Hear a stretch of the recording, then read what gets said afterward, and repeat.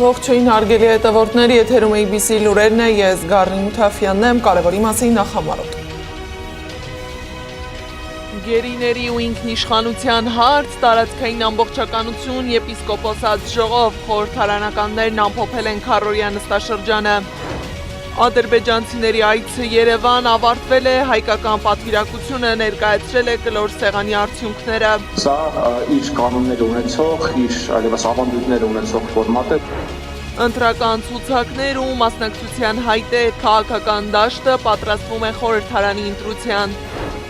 Դանայան տակառի վերածված փոսեր, Երևանում փոսալցման աշխատանքների ծայրը չի երևում։ Ավազի մաքրման աշխատանքները ինչ ընթացքի մեջ են։ Այն ավազի, որը որ կուտակվել է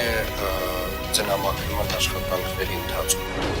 Նախագահներ, արքայազներ, հայտնի ընկերությունների տնօրեններ հրապարակել են Էփշտեյնի գործի վերաբերյալ բոլոր փաստաթղթերը։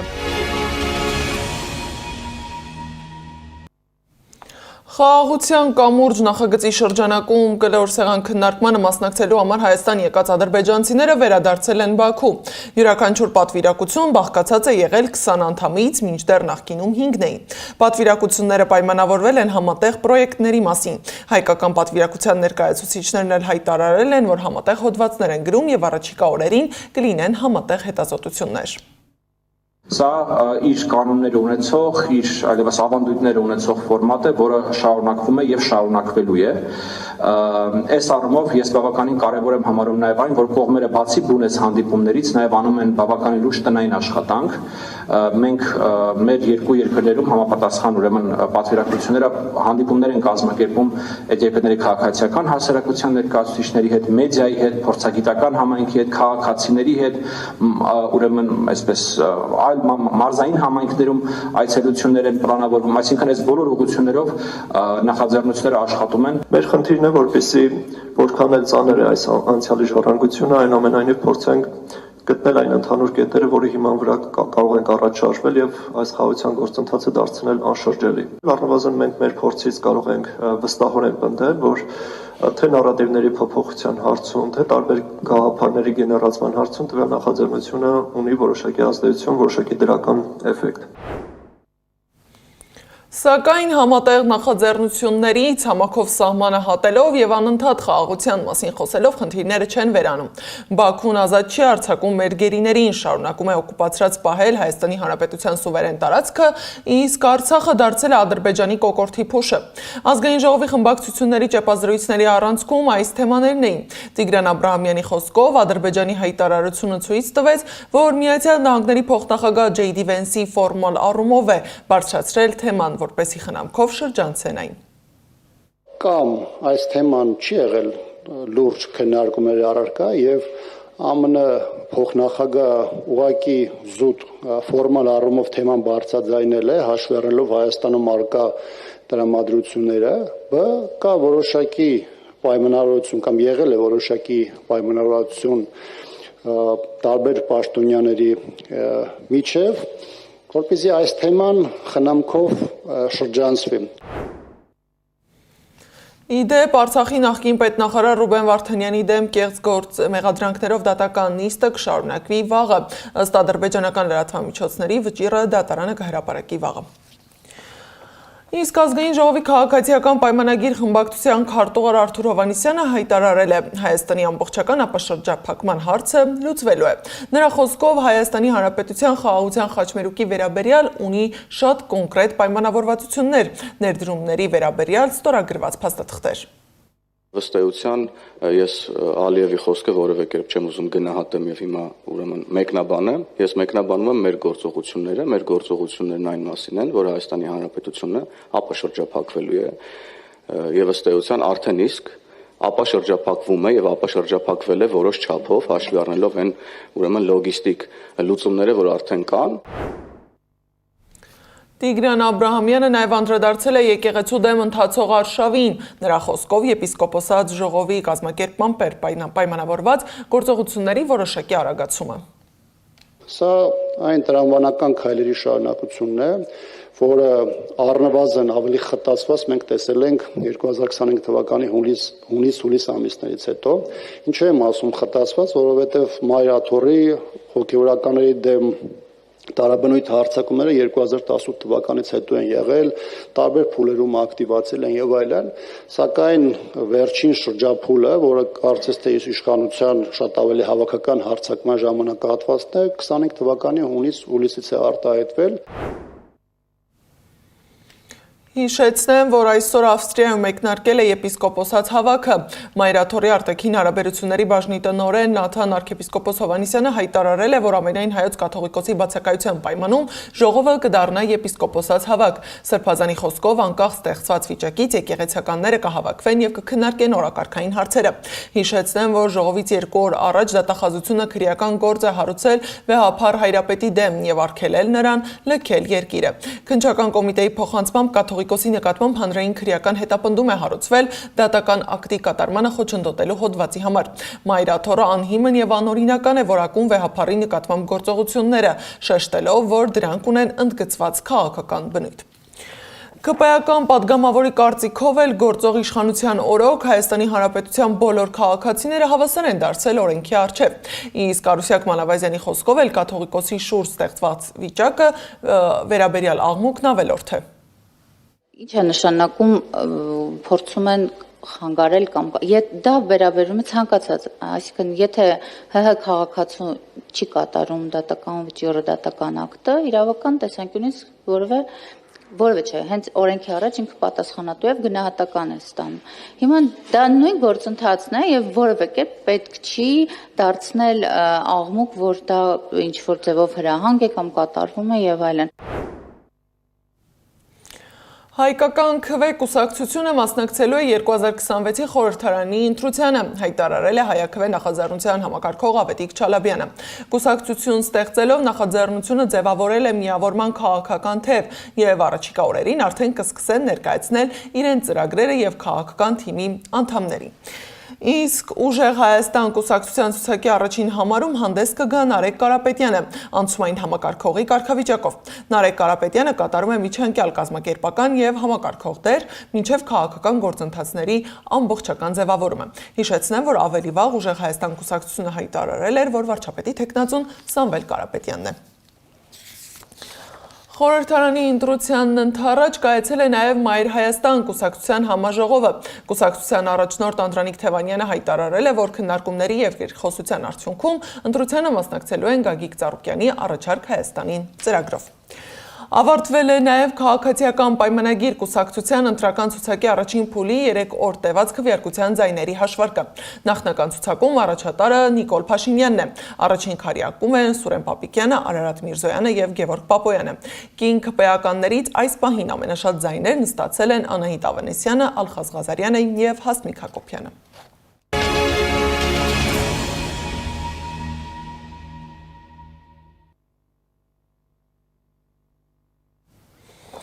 Առատ տեղումներից հետո Երևանի ճանապարհները դարձել են փոսառատ ու վտանգավոր, իսկ փոսերն էլ վերածվել են դանայան տակառների, որոնք այդպես էլ չեն լցվում։ Որոշ հատվածներում վարորդները ստիպված են հանկարծակի արգելակել կամ շրջանցել խոր փոսերը, ինչը հնարավոր է դառնա վթարի պատճառ։ Բազմաթիվ բողոքներից հետո այս թեմային այսօր անդրադարձել է քաղաքային իշխանությունը։ Տիգրան Ավինյանը հետաքրքրվել է, թե ինչ աշխատանքներ են իրականացվել փոսալցման ուղղությամբ եւ առաջնահերթություն տրվել է արդյոք առավել վտանգավոր հատվածներին, թե ոչ։ Ուրբաթ օրվանից սկսել ենք բուն փոսալցման աշխատանքները, ուրբաթ-շաբաթ Կիրակի օրերի ընթացքում մոտավորապես կտրվել է 4500 քառակուսի մետր տարածք եւ արդեն իսկ ասֆալտապատվել է մոտ 2100 քառակուսի մետրը։ Նաեւ միաժամանակ արվել է 1000-ից ավել տեղային լուծումներ, այսինքն հրատապ տեղային լուծում ենք տվել 1000-ից ավել փոսերին։ Ունեցել ենք միայն բարդություն շաբաթօրի եղանակի հետ կապված, այլ դեպքում բարդություն չենք ունեցել։ Իսկ մեր ահազանգերի քանակը հիմնականում քանիսն է։ Մեզ մոտ մեր շինբարեկարգման վարչության տակ գտնվող փողոցների ահազանգը 300 մի քիչ անց է։ Բայց դեռ չենք նվազեցրել այն փոսերը, որոնք արել ենք ուրբաթ-շաբաթ Կիրակի օրերին զուտ աշխատանք։ Բայց կան փոսեր, որոնք ոչ շատ ավելի վտանգավոր են, դրանց առաջնահերթությունն է։ Միանշանակ բան կա։ Իսկ հիմա Շիրակի փողոցում արվել է աշխատանք։ Շիրակի փողոցում իմանալով արվել է հրատապ լուծման աշխատանքներ, ի նկատ բազմակի փոսերի մասին եք ասում լուկերի դիտահորերի կողմ։ Պարոն Գաբրելյան, դուք ինչ կասեք։ Դիտահորի Շիրակի փողոցում մեծ փոսերի հետ կապված աշխատանքներ չի կատարվել։ Այս բային չի կատարվել, բայց եթե թույլ տաք, պարոն քաղաքապետ, այսօրվանից նաև մեր կողմից աշխատանքներ են տարվելու, այդ մեծ փոսերը, որը որ կա, լցնենք, որպեսզի հետագայում Պարոն Գաբրելյան, այդ ես ձեզ մի 4 օր առաջ եմ ասել, 3-4 օր առաջ, ինչի նոր տենց հիշեցիք, որ դա պետք է այսօր արվի, էլի։ Օրեր առաջ իմ գործընկերը զրուցել էր մի վարորդի հետ, որի մեքենան դարձել էր մայրաքաղաքի փոսերի զոհը։ Դիտենք Սեդակ Գյուրեղյանի ռեպորտաժը։ Չարբախում վարելիս Շիրակի փողոցում կարծեմ մի քանի անգամ ահռելի մեծ փոսերի միջով եմ անցել, որոնցից որոշները անհնար էր ուղղակի շրջանցել ու անհնար էր տարբեր պատճառներով, նախ որովհետև դրանք չէին երևում, քանի որ լցված էին ջրով, մյուս պատճառն այն է, որ դիմացից եկող մեքենաները շատ հաճախ ստիպված են դուրս գալ իմ գոտի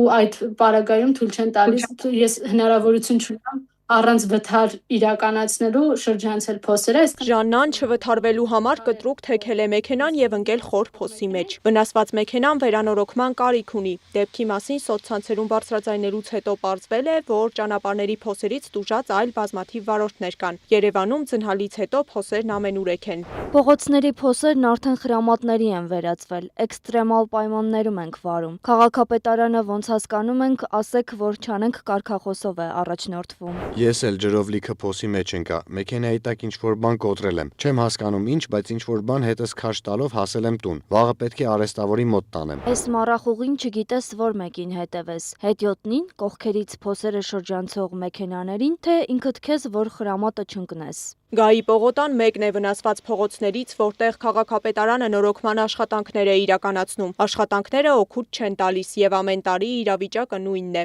Արթուր Չախոյանը պարզել է, պատճառը միայն աղուավազից քայքայումը չէ։ Նախատեսված 5-ի փոխարեն 4 սանտիմետրանոց ասֆալտ է արվել 50,000 քառակուսի մետր տարածք զբաղեցնող Գայի Պողոտայում։ Ինչ պետությանը վնասը հասցվել, մոտավոր կազմումը 260 միլիոն դրամ, այսինքն 52 միլիոն դրամ, սենց ասած թալանելու դեպքում, մնացած գույքն էլ է վնասում, չէ որ իր պահանջներով հաստությունը չի ապահովել եւ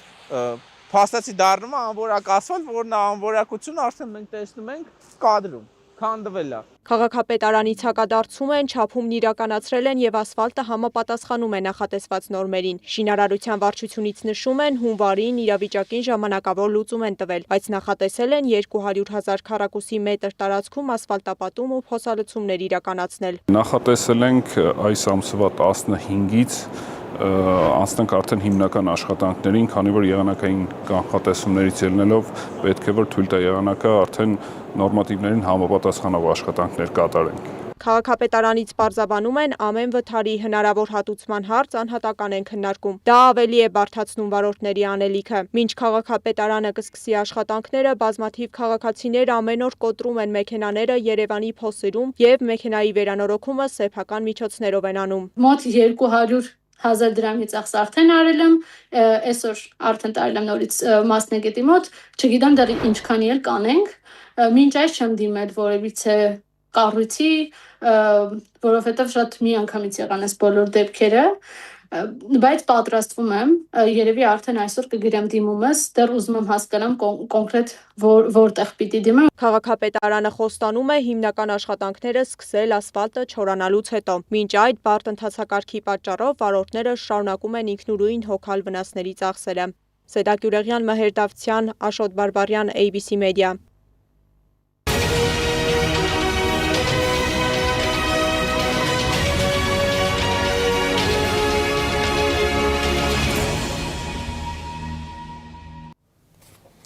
ԱՄՆ գլխավոր դատախազ Փեմ Բոնդին հայտարարել է, որ Միացյալ Նահանգների թափանցիկության մասին օրենքի 3-րդ բաժնի համաձայն հրապարակել են Ջեֆրի Էփշտեյնի գործի վերաբերյալ բոլոր փաստաթղթերը։ Գերատեսչությունը հրապարակել է իր մոտ գտնվող բոլոր գրառումները, փաստաթղթերը, հաղորդակցությունները եւ քննչական նյութերը։ Դատախազության հրապարակած նամակում նշված է ավելի քան 300 հայտնի մարդու անուն, այդ թվում նախագահ Դոնալդ Թրամփի, Բարակ եւ Միշել Օբամաների, Մեծ Բրիտանիայի նախկին արքայազն Հարի, Բիլ Գեյթսի, Վուդի Ալենի, Քուրտ Քոբեյնի, Մարկ Ցուկենբերգի։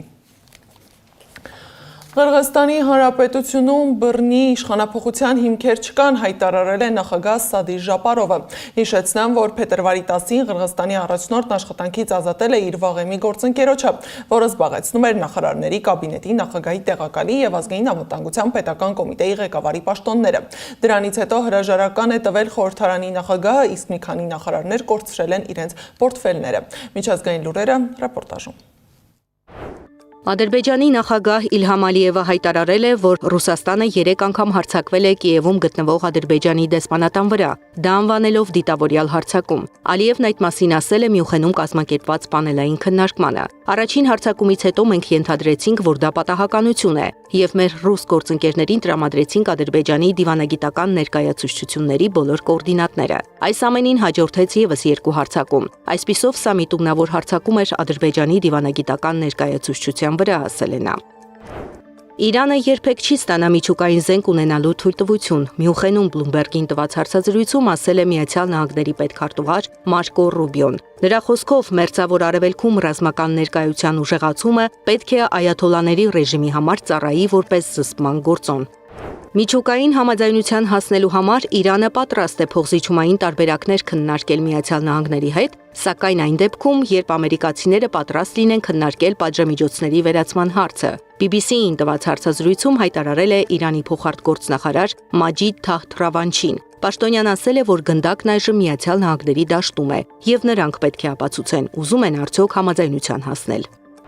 Լեհաստանը պետք է ընթանա սեփական միջուկային զենքը ստեղծելու ուղով, հայտարարել է Լեհաստանի նախագահ Կարոլ Նավրոցկին, հավելելով, որ ինքը Լեհաստանի միջուկային նախագծին միանալու մեծ կողմնակից է։ Դա այն ուղին է, որով մենք պետք է ընթանանք։ Մեր երկիրը գտնվում է զինված հակամարտության հենց սահմանին։ Ագրեսիվ կայսերական Ռուսաստանի վերաբերմունքը Լեհաստանի նկատմամբ քաջ հայտնի է, ասել է նա։ Ռուսաստանը հասկանում է միայն ուժի լեզուն, Մյունխենի անվտանգության համաժողովում ասել է Դանիայի վարչապետ Մետե Ֆրեդերիկսենը, անդրադառնալով ռուս-ուկրաինական հակամարտությանը։ Նրա պնդմամբ Ռուսաստանը չի ձգտում խաղաղության։ Մենք պետք է թույլ տանք հարվածել Ռուսաստանի տարածքին, որովհետև միակ լեզուն, որ Ռուսաստանը հասկանում է, ուժի լեզուն է, ասել է Դանիայի վարչապետը։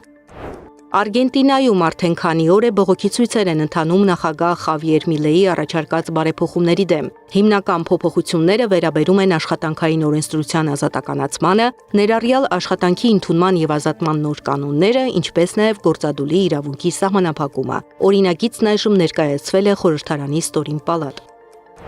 Միացյալ Նահանգների նախկին նախագահ Բարակ Օբաման ստելու կարիք չկա ոդքասթի ժամանակ պնդել է, որ այլմոլորակայիններ գոյություն ունեն։ Այլմոլորակայիններ գոյություն ունեն, բայց ես նրանց չեմ տեսել, ասել է Օբաման։ Չինաստանում առաջին անգամ ներկայացվել է թափանցիկ հատակով ինքնաթիռի կոնցեպտ։ Այն ստեղծողների կանխատեսմամբ ուղևորները թռիչքի ժամանակ կկարողանան տեսնել ինքնաթիռի տակ բացվող տեսարանը։ Այս անսովոր լուծումն արդեն բուռն քննարկումների առիթ է դարձել։ Ոմանք նախագիծն անվանում են ավիացիոն նախագծման ոլորտում առաջընթաց, իսկ մյուսները կասկածի տակ են դնում դրա գործնականությունը։ Զարա Սարգսյան, Նոնա Գևորգյան, ABC Media։ Եվ վերջում ցիտրուսային մարտեր Իտալիայի Իվրեա քաղաքի փողոցներում։ Ամեն տարի մեծ պահքին նախորդող օրերին քաղաքի փողոցները վերածվում են հսկայական մարտադաշտի, որտեղ բնակիչները միմյանց վրա նարինջներ են նետում։ Տոնակատարությունը հայտնի է որպես նարինջների ճակատամարտ։ Այս ժամի համար նախատեսել էինք այսքանը, շարունակեք հետևել մեզ YouTube-ում, Facebook-ում, Telegram-ում, WhatsApp-ում, Instagram-ում ու TikTok-ում կամ այցելեք մեր պաշտոնական կայք www.abcmedia.am։ ABC լուրերի գլխավոր թողարկումը ժամը 18-ին է։